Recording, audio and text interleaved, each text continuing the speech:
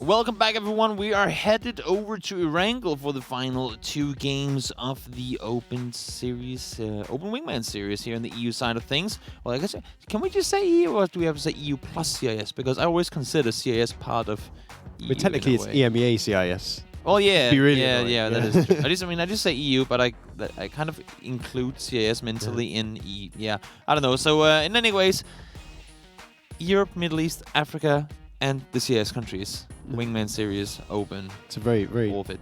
concise. It's very. I mean, if we include Greenland as well, that is a very big big region. area, yeah. It's a very, very big region. It's like a third of the world. No wonder that even when we head over to the Open leagues here, I mean, that the tournament player level is so hard because you have so damn many players to pick from. Like, I just want to know, coming into this tournament, like the compiled amount of how many teams actually tried to qualify.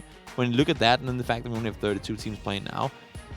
That's like a needle in a haystack bunch of teams left remaining, because I know there was like a ton of teams in like Western Europe alone. Yeah, there's loads. CIS, I wouldn't be surprised if there's probably even more. I mean, that's going to be... I think usually the EMEA qualifiers get somewhere between like 800 to 1,000 teams. And then you're thinking you've got CIS as well. So there was like probably nearly 2,000 players that signed up for this. Yeah, and the greatest down thing, to the last 64. The greatest thing about it is that if you're sitting out there watching, and you're like, saw that guy with that spray? I could do better. You know, like you always had that dad when you watch football games when you were a kid. Why don't you do this? Why don't you do that? I could have done that on that pitch. That's me. And now we can all go like, come and do it. Prove it. Yeah, prove it. You can sign up. Play.gl.gg is where you can go in and find all the info. Subscribe an account in there, whatever it's called. Make an account and sign up. Play the tournaments. It's a hell of a lot of fun. You've played the tournaments before. You can probably vouch that it's pretty. Done very well. No matter whether you win or not, it's still you get the competitive feeling. Really you get the blood well, flowing. You get to play some against some of these players that are arguably the best of the regions. So give it a try if you're out there wanting to play some PUBG. And now let's take a look at the leaderboards after that last game. Back to Lucid, 19-point game, mainly off of Lukaruk's great ability to stay alive late. Yeah, but I think we saw him get 4 or 5 kills just in those final 2 circles. That he just sort of exploded into life. We already saw them. I think he 1v2'd M47 as well, right? So like that position, he was 1 bullet away from dying. And essentially, yeah. They took that 1v2. And they turned it into a win. And they turned it into a really big win. And M47 down in 18th on contrast. Did not manage to get anything going. The Nomads and Nomad Warriors, on the other hand, 4th and 5th place in that game. Decent. I'm looking at the logos. I'm not even sure if they have anything to do with each other. If it's just coincidentally 2 very similar names. Just to confuse us all. Yeah, I thought it was like, you know how they have Duo 1 and Duo 2 of our team. I thought that was gonna be something to it there, but I guess not. We are 10 games in with just 2 more left to go, and as you guys can see here, leaderboards are starting to wrap up quite interesting. Back to Lucid off that win, pushed themselves into first place overall, 8 points down to the Nomad Warriors. And things are getting pretty interesting in terms of the whole tournament, because I mean we have prize money all the way down to 16th, and there's just really not that fun. We have, what is it, 40 points from 16th all the way up to 2nd place? I mean, you're thinking a win gets you from 16th to like 6th in this at the minute. Most likely, like, yeah. That's if it's a win like that, back to Lucid game right there, you're rocketing up the leaderboard. You go way up the leaderboard, because odds are that the teams above you, like if you have 10 teams above you, maybe 3, maybe 4 will have had decent games too, but we see every single game, pretty much half the leaderboard goes out with zeros, and if you can time one game here in the last couple of games, with all those guys above you zeroing out, you're gonna massively jump up the leaderboard. And even if you can just win a couple gunfights, if you can have like 2 4-point games now, yes, you won't go all the way up to the top of the leaderboard, but if you're sort of in that 15th, 14th, you know, the sort of the lower half of the money, I mean, those 4-point games could be worth like $200-300. That is true. Saying yesterday, we finished off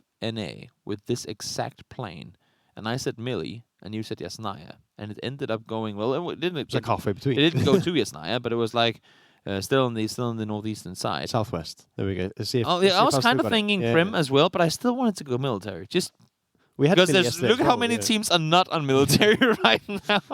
Look at how many teams are not at all on military. We have like 4 teams up towards Rostock. We have 3 teams in there. And the only thing we didn't really mention, other than George Bowl, which we knew it wasn't going to go to, it's going down southeast. There's plenty of water available, and the leader trying to get a knock over towards the neighbors in the library or police station. Or I mean, people call this police station, but I call it prison. But prison is already prison. It's police and library. It's police and exactly. So library and police, but some some also called, like back in the day, they called what we call library now.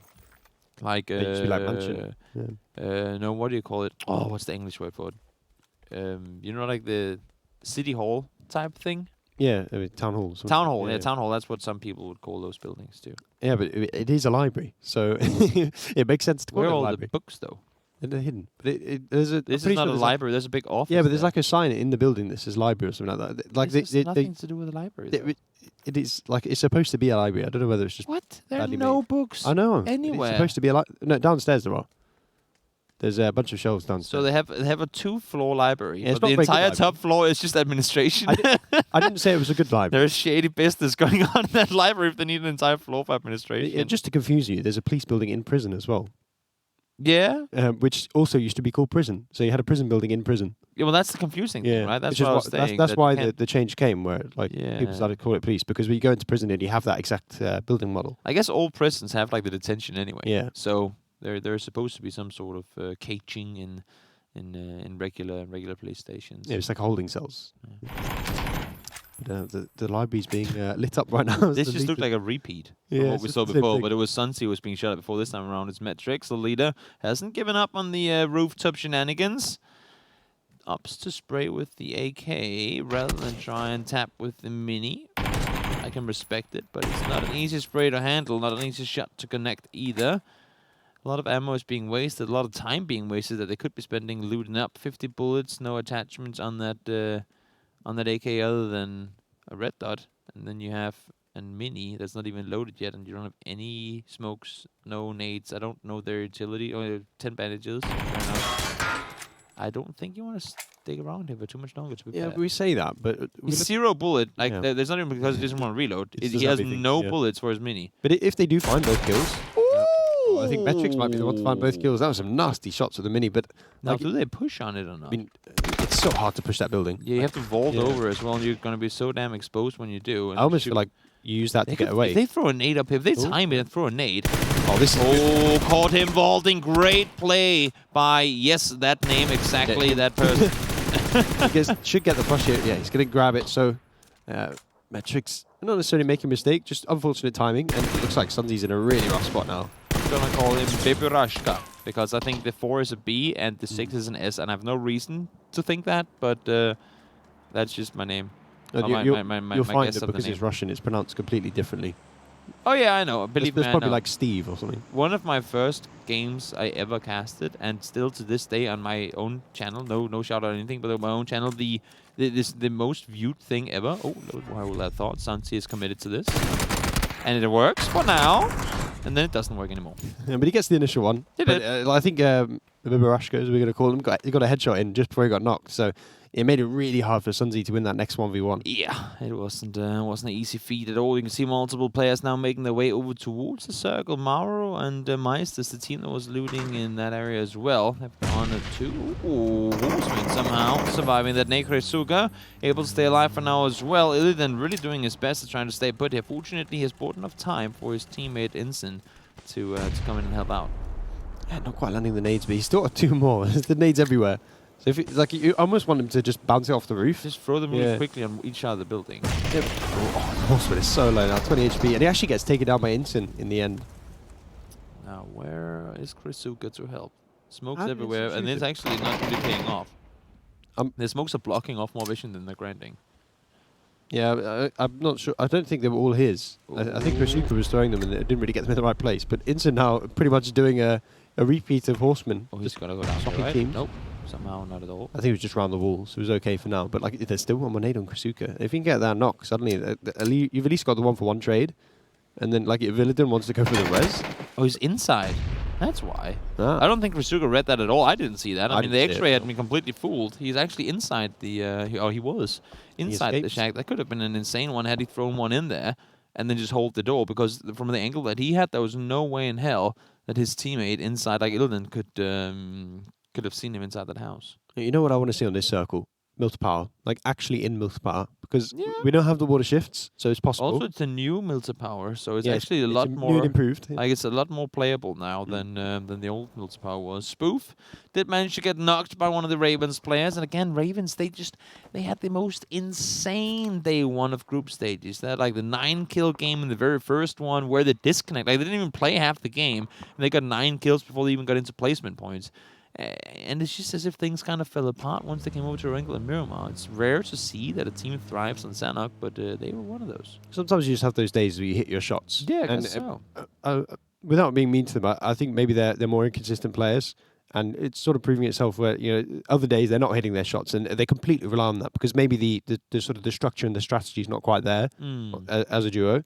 And they were relying so much, particularly on Sanok, on their gunfight skill. They were just dumpstering It's just not people. working this time. Yeah, they were just engaging and engaging and engaging. You were like, when do you ever stop to take a breath? Yeah. Never happened. They just ran from one fight straight to another, and their timings were on point all the time too. And now it's as if some of the strategic genius has kind of gone missing in well, I mean, once you scale things up a little bit on a regular Miramar.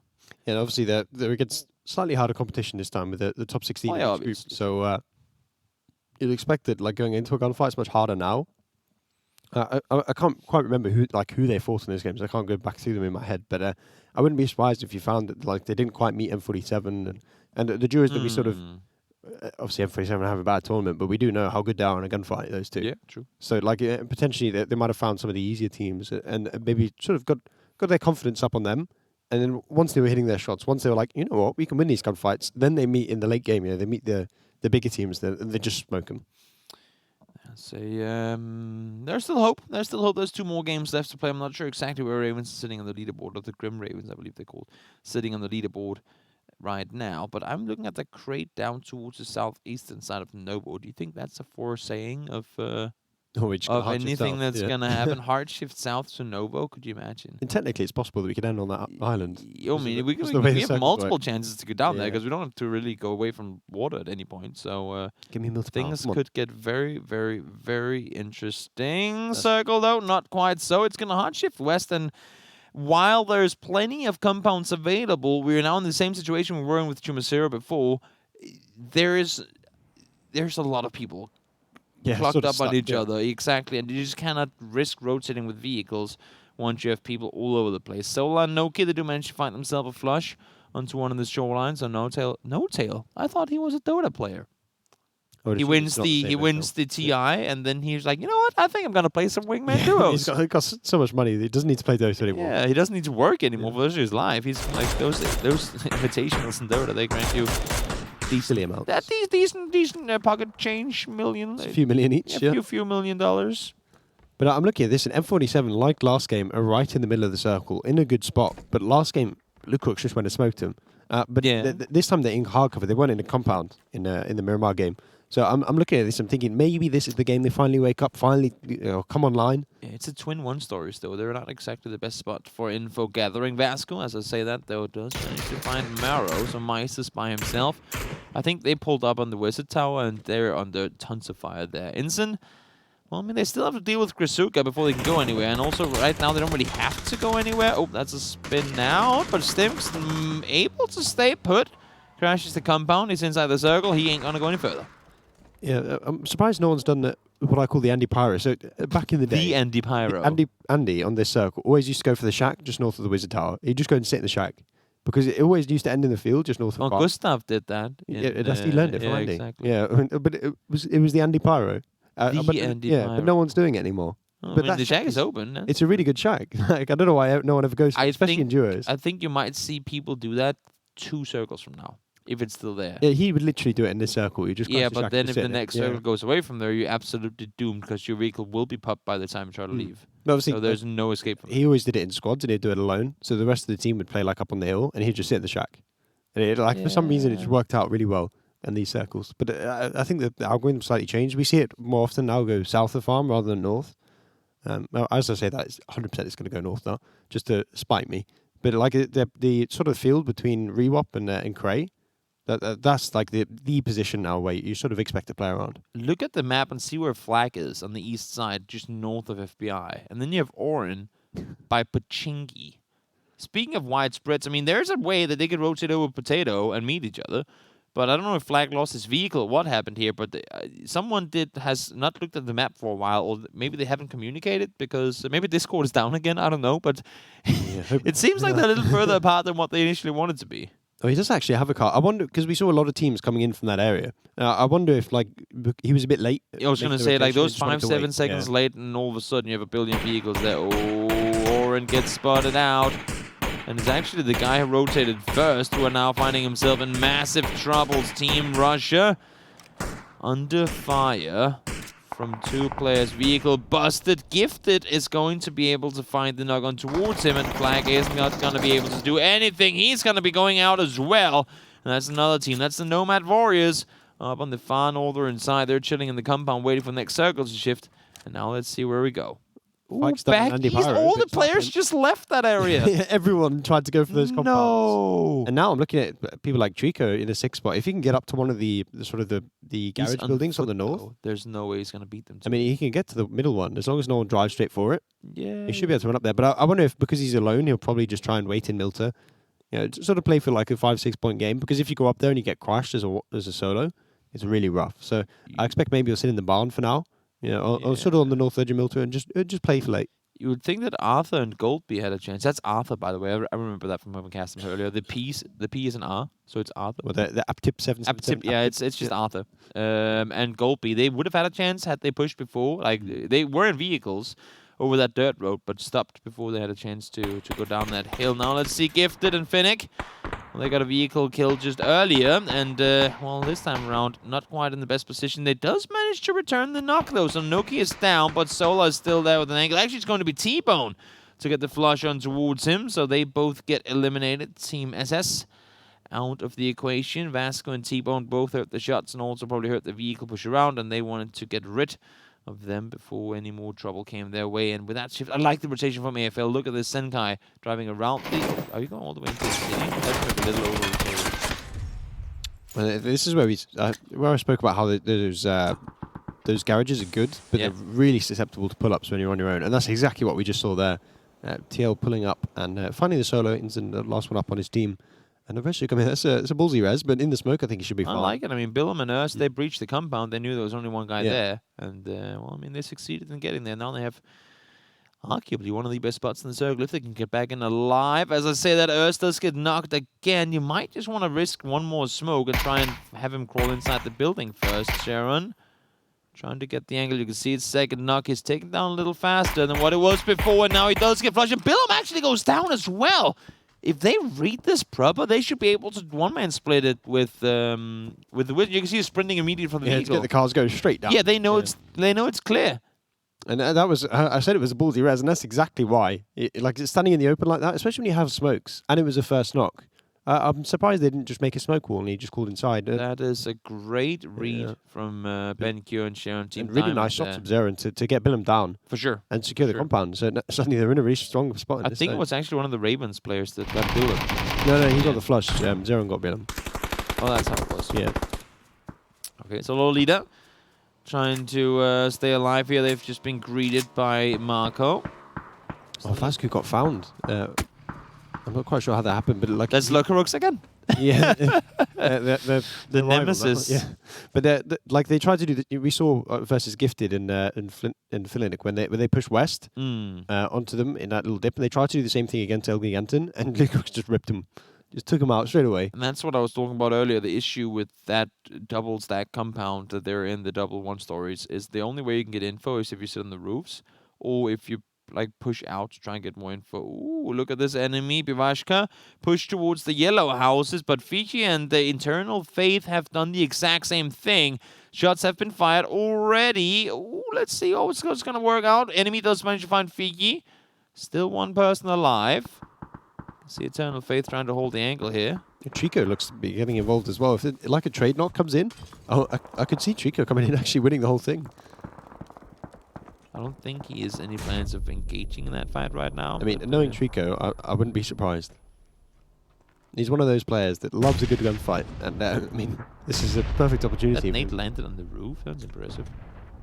Sure wasn't inside and just exploded up. Because I mean, otherwise that was ridiculous. I mean, he went outside and tried to lob tried it to throw over it the up, roof, yeah. but it landed on the roof. Eternal Faith is by himself. He wants to get Fiji back, but he can't really get the rest right now. Now Golpi is pushing around the corner here as well. Arthur is still further north. Can't really get around. I think they might only have had one vehicle too, so not the best situation for them being split this far apart. But as you can see, Golpi is actually looking back towards his teammate, trying to help him out. In the meanwhile, Eternal finds the knock on towards enemy, and now from the side comes Munch, but unfortunately he does lose his teammate before the rest is able to come in. And now Golpi, having heard all these shots, might want to aggress on this, but at the same time, it does still have a teammate, and Arthur, up towards the Ravens compound, and I think he want to make sure they're safe first. El Gigant take out T-Bone, so in 47 once again outside of placement points, and I think that was a 1-point game for them. Yeah, and they're down in like 25th now, so they need a big game just to make it into the money at this point. It's not looking good for them. Yeah, no, not at all. Spoof does go down. That's a second knock on him. Rest should be possible, though, you would assume, given where they're seated both inside the same house. Oh, the timing of the knock. They knock people from all the different teams right now, Ravens. Ravens knocked one trying to make his way in, one inside the shack, and That's 3-2 points. Yeah. Easy as you like, but I mean, Marco gets in the shack, and that shack's actually got a strong position in this circle. I mean, yes, if it goes away, you can't move, like you're can't stuck. do anything. Yeah, exactly. Yeah, but it's one of those positions, because of how central it is, you're going to be in like one more circle, maybe two more, so you should be able to get into the placement points at least, so it's not the end of the world for him. Oh, yeah. It's been a bit of a rough one here for Iris and Lucrux. Lucrux has already gone down. Iris is nowhere near. Like, he needs to get a knock really on Elgiganten to have any chance of making this cross, and it just does not look like it's going to happen. It is the first knock. It does have some smokes around. New circle's going to pop in just about 30 seconds. And you can see as well that Cray has an angle from afar. It just needs to hit one bullet. Exactly making things any easier for Ivers. Well, that's one of those positions where if Ivers is a vehicle, he just needs to go. But, I mean, the buggy's on the wrong side of the road, so... Yeah, things aren't looking too good for him. Also, they don't think of any tires. So, not the best situation for Ivers. That smoke's going to fade eventually. He is out in the blue in just a moment. Now, I believe he is there. And I am not seeing him getting out of here alive. One more bullet should do it. I think he might just have found a bit of a hole he can hide in. But as you can see, he is tagged down low, and Ivers does go down to the blue. So back to lose at first place team outside of placement points. And I don't think I saw them get more than 1 or 2 kills this game. So there might be a chance for some of these teams that are a little behind the Nomads and even El Giganten to catch up on some points here. Yeah, I mean, El Giganten left it late in the group stages to make it to the first place. And this is potentially what they're going to do it again. Wow.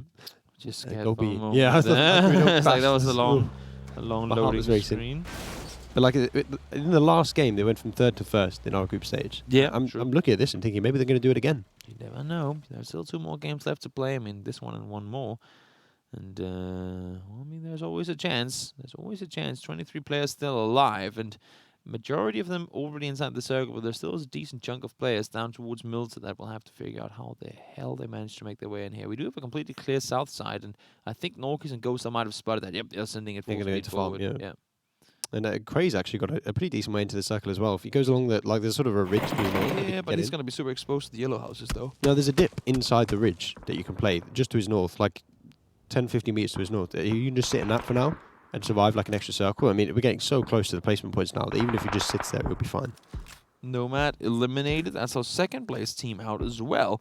So multiple top leaderboard teams are eliminated with only a few points to their name, meaning that for some of these teams that have a grind yet to make, they they couldn't have a better chance than right now.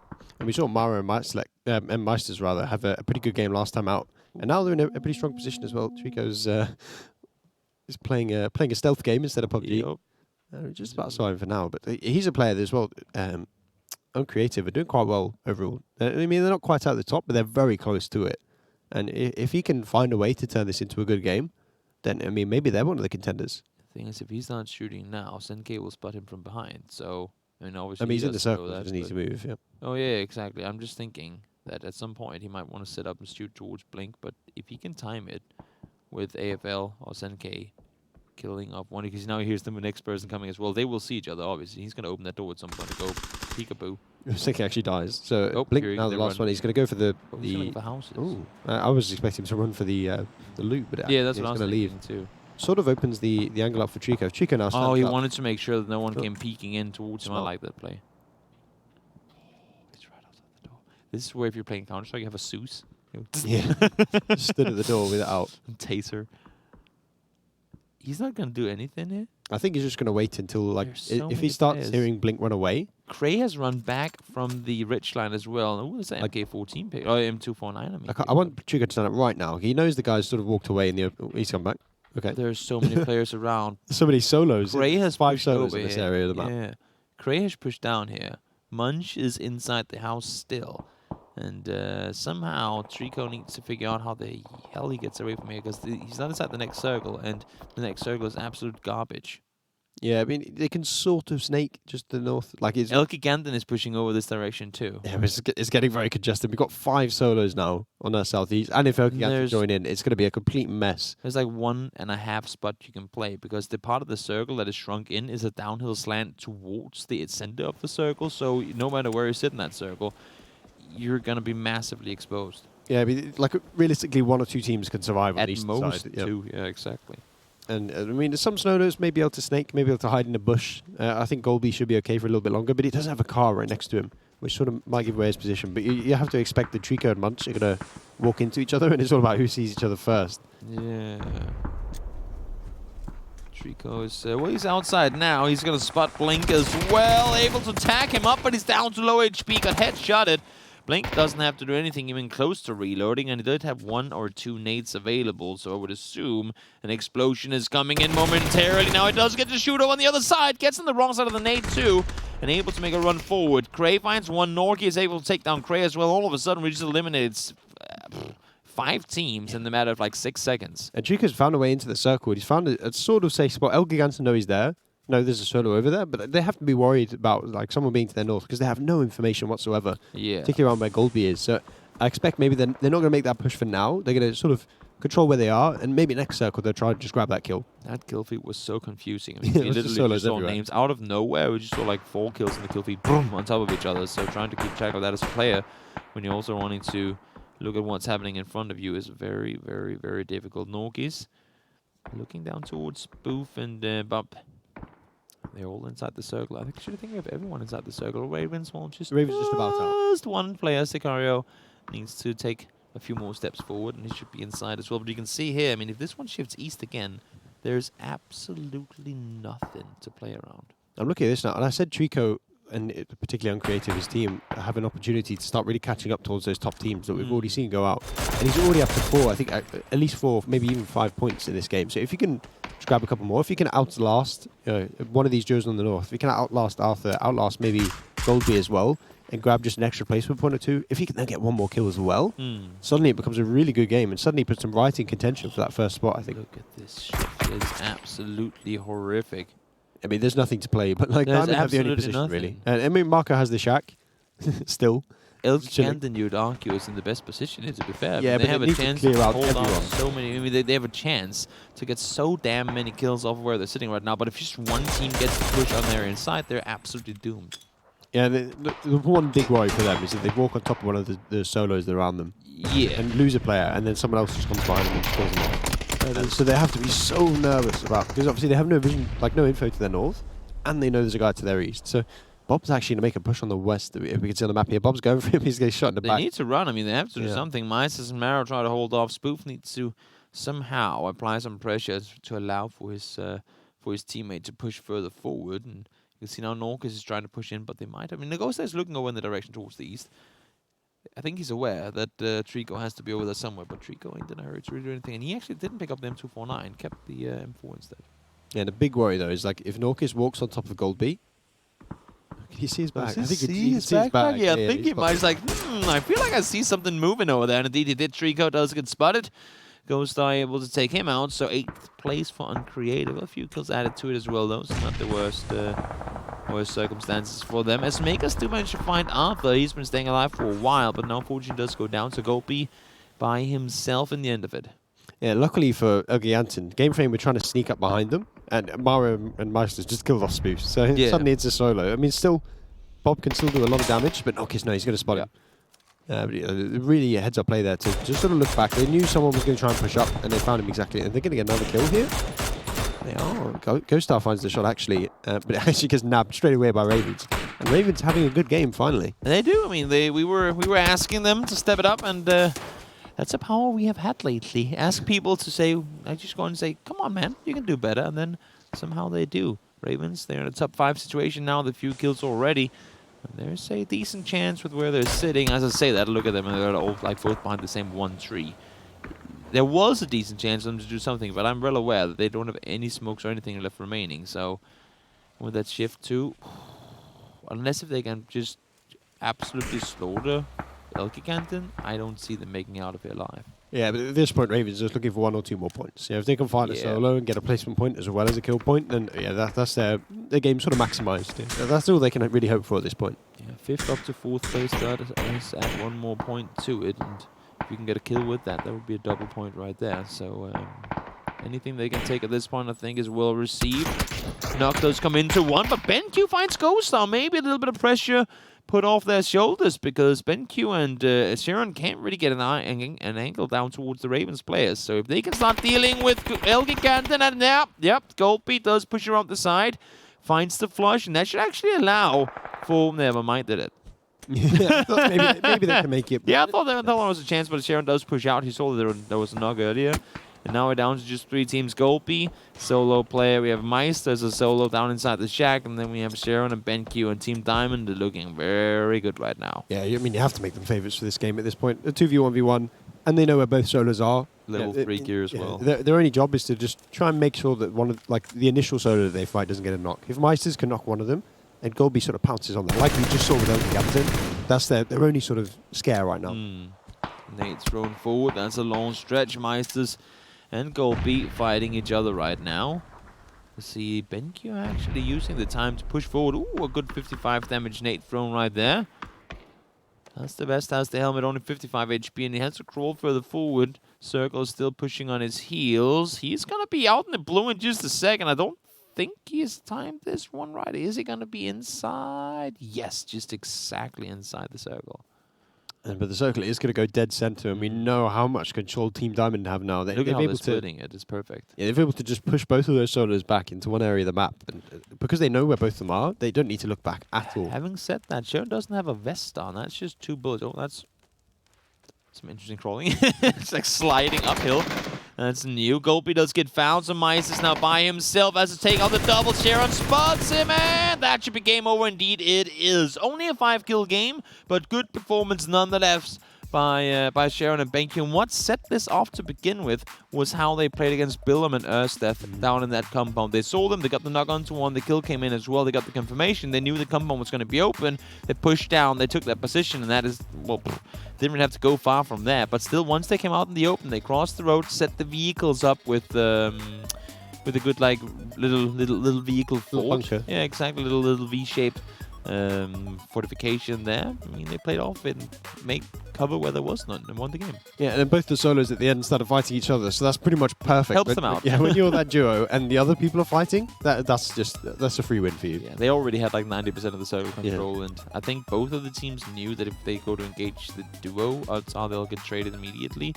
And that's going to be a 3rd place. So maybe if you get the solo first, at least you get yourself a 2nd. Yeah, but there's always the one where you're thinking, if I can get the initial knock onto the duo and then survive, and the other guy stands up and gets the 2nd player, suddenly you're in a 1v1 for the win. True. So, I mean, there's always that caveat of like, this is probably safer to try and fight the solo, but if you want to win the game, you go for the duo. That is true. It was an interesting game nonetheless. Meisters was, well, I mean, 1 of 2 on the team that managed to make their way out from the warehouse in the compound, and he got himself a 2nd. And then Goldby, I mean, Goldby, the fact that he stays alive for this long, him and Arthur were completely separated coming into the end game, and they still managed to get themselves a third place that game. Yeah, endurers, those solos that are just proning around, they're hiding in each bush. They're like little landmines. And as soon as you lose one of your players, like as soon as someone gets knocked, if there's a solo anywhere near you, the first thing they're going to do is stand up and just kill you. Also, the flush always comes in immediately. Like they just keep spraying through the knock to this flush. I mean, it's a little involved phase. Full on commitment every single time. Guys, we're going to take a break. There's one more match coming up on a Wrangle in just a short moment, so stick around and we'll find out who is going to win the GLL Open Wingman Series here for EMEA and CIS. We'll be right back.